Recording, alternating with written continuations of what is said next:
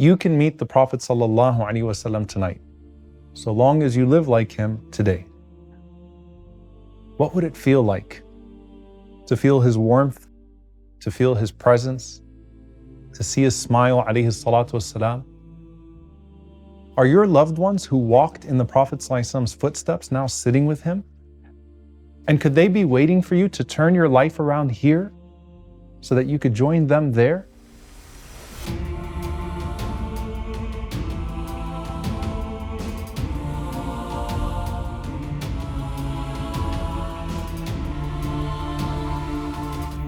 Did you hear about the woman from Gaza who dreamt about the genocide before it even happened? She had this dream that went viral over so many groups just before the images of destruction started to flow in those same groups shortly after. In this dream, she says, I saw the Prophet ﷺ sitting in the courtyard of Masjid al-Aqsa, and there were people from all over the world that were coming to gather around him. But these weren't any people, these were the oppressed Muslims. So she says, I saw Muslims from Syria, I saw Muslims from Yemen, I saw Muslims from Iraq, I saw Muslims from the Uyghurs and Kashmir and Somalia. And all of them were coming around the Prophet ﷺ and gathering around him. So the gathering was getting larger and larger. And the Prophet ﷺ looks at them and he smiles and he says, لَتَدْخُلُنَّ الْجَنَّةَ زُمَرًا. You will enter into paradise in large groups. And then he says to them, نَصْرُ اللَّهِ آتٍ فَأَبْشِرُوا. The victory of Allah is coming, so glad tidings. Now when he says that, someone says to the Prophet ﷺ, Ya Rasulullah, وَمَتَى هَذَا الْفَوْزِ? O Messenger of Allah, when is this victory coming? And the Prophet ﷺ responds and he says, Shahada is true victory. And then the Prophet ﷺ starts to tell them about his own difficult days with the Sahaba in Mecca. He starts to go through the days that they were tortured, the days that they were run out, the days of their hijrah alayhi salatu wasalam, their Uhud, and all of the difficult moments that the Prophet ﷺ and his companions faced, as if to say, we've been there. And then as he's saying that, this huge army comes. And she says that they were so large in body and so large in number that you couldn't count them. And she said they had faces like the full moon. And the Prophet ﷺ points to this army and he says, سَتُنْصَرُونَ بِهَذَا الْجَيْشِ سَتُنْصَرُونَ بِهَذَا الْجَيْشِ. You will be given victory through this army. You will be given victory through this army. And then he pointed to them, alayhi salatu wasalam, and they started to fight on behalf of the Muslims until they succeeded. So she said at the end of the dream, I looked at him and I said, أَأَنْتَ رَسُولُ اللَّهِ? Are you really the messenger of Allah? And the Prophet ﷺ said, أَنَا نَبِيُّكُمْ Muhammad, أَنَا نَبِيُّكُمْ Muhammad. I am your Prophet Muhammad ﷺ. I am your Prophet Muhammad ﷺ. These dreams of the Prophet ﷺ have kept the ummah of this Prophet going throughout generations. And sometimes also individuals.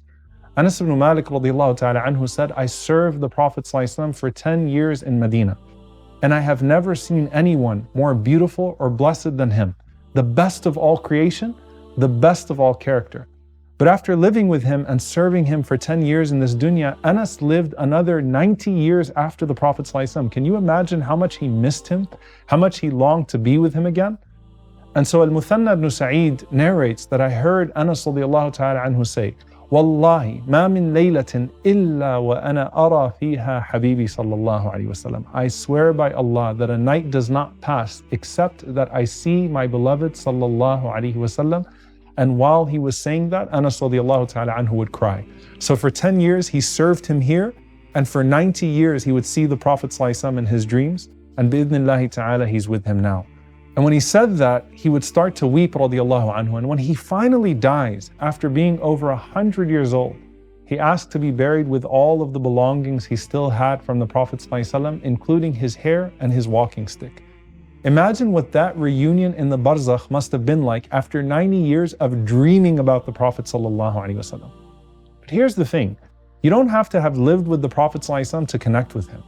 How do you become someone who is honored enough to see him in your dreams? First, let's start with the basics. Every time you send salawat upon him, sallallahu alaihi wasallam, the Prophet alayhi salatu wasalam said that there is no one who sends salam upon me except that Allah returns my soul to me so that I could return his salam to him.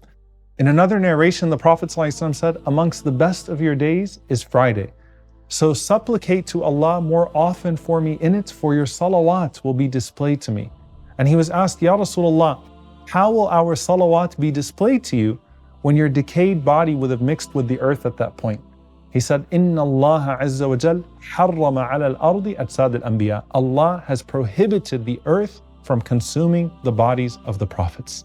So if you send salam upon him right now, his soul is responding to you fully right now from a body as intact as it was when the Sahaba used to interact with him in Medina. Prophet ﷺ also told Mu'adh radiallahu anhu, the people closest to me are the people of piety, whoever they are and wherever they are.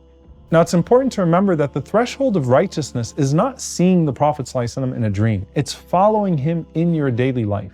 And by the way, some of the most righteous people to live never saw the Prophet ﷺ in a dream. And sometimes someone who isn't that righteous still happens to see him. But perhaps that's what Allah prescribes as medicine to that person to get them to take their next step in their journey to Allah Azza wa Jal. In any case, it's undoubtedly a profound blessing as whoever sees him sallallahu alaihi wasallam has indeed seen him. The Prophet ﷺ says, whoever sees me in a dream has truly seen me, for shaitan cannot assume my form.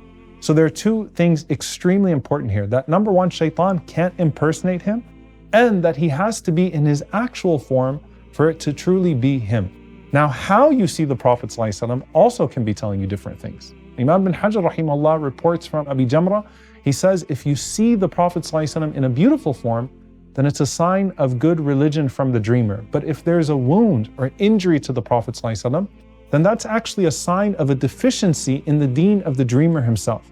So a person comes to Ibn Sirin rahimahullah and says, I saw myself burying the Prophet ﷺ with my hands. And Ibn Sirin rahimahullah interpreted that as that man being engaged in bid'ah, in innovation, meaning they were burying the sunnah. On the other hand, many of the scholars saw themselves digging up the grave of the Prophet ﷺ. Amongst them was Imam Abu Hanifa rahimahullah, who said, I saw this dream in which I was digging up the grave of the Prophet ﷺ, and then I started to sort out his bones.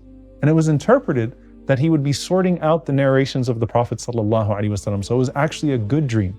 Nuruddin Az-Zangi rahimahullah, the predecessor of Salah ad-Din rahimahullah, he had this dream of the Prophet ﷺ, and the Prophet ﷺ was looking distressed, and he was pointing to two men, and he says to Nuruddin, save me from these two dogs.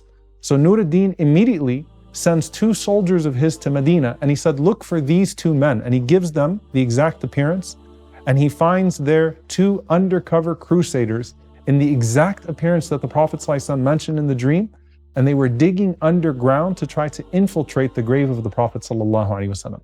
And Imam al-Bukhari rahimahullah, he saw himself fanning flies away from the Messenger ﷺ. And that was interpreted as him removing the fabricated ahadith that were attributed to him alayhi salatu wassalam. When Imam Ahmad rahimahullah was being tortured, he would see the Prophet ﷺ saying to him, be patient, O Ahmad.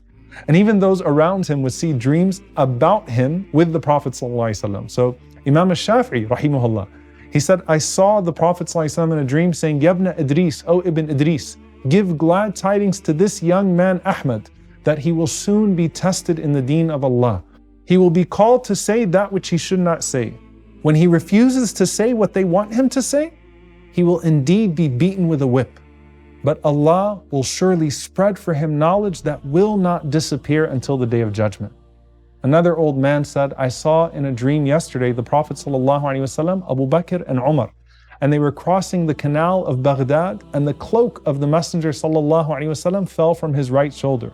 And then you, O Ahmad, rushed forth and you brought that cloak and you placed it back on the shoulder of the Messenger ﷺ. So the Prophet ﷺ turned to you, and so did Abu Bakr and Umar, and they said to you, rejoice, for you are our companion tomorrow in Jannah.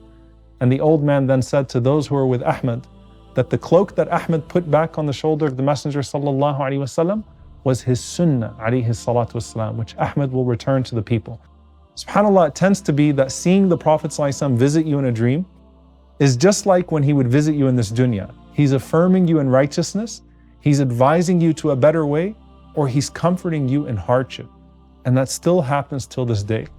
Dr. Afia Siddiqui, who might be the most wronged woman on the planet. She mentioned that she saw in a dream the Prophet ﷺ was consoling her in her pain, as an ummah has forgotten her. And so many others in their most difficult times are given this most precious gift of a dream. One of the most beautiful dreams, Shaykh Kishk rahimahullah, who woke up on the day of Friday, December 6th, 1996. And he turns to his son and he says, how old was the Prophet ﷺ when he died? He said he was 63, you know that. Shaykh Kishk rahimahullah said, Alhamdulillah, I'm 63. He said, last night I had this dream of the Prophet ﷺ, Abu Bakr and Umar. By the way, all of whom died at the age of 63. And the Prophet ﷺ looks at me and he says, Sallim ala Umar, give salam to Umar. So he said, I gave salam to Umar and then I died. And then he says, I saw myself in this dream zoomed out with my body being washed by the Prophet ﷺ, Abu Bakr and Umar. And subhanAllah, that same day, Shaykh Kishk rahimahullah would die in his sujood on a Friday, just as he used to make dua to Allah for. But that's after living a life of loving the Prophet ﷺ and seeking to extend his light on earth. That's the point. At the end of the day, as Ibn al-Qayyim rahimahullah says, this love is established in this dunya, and then in the barzakh, and then in Darul Jaza, the home of the hereafter. And a person will be with whom he loves in all of these abodes. So strive, strive, strive. And if you aren't gifted with seeing him here, you will be gifted with him receiving you there in the barzakh, insha'Allah, and with his companionship in Jannah forever thereafter. Now, even if you feel unworthy as you work towards the moment your soul can bask in the Prophet's presence, do you ever dare to dream of meeting the one he and you worshipped? Because if you can see the best of Allah's creation in your dreams, what about seeing Allah himself? لعلي أعمل صالحا فيما تركت كلا إنها كلمة هو قائلها ومن ورائهم برزخ إلى يوم يبعثون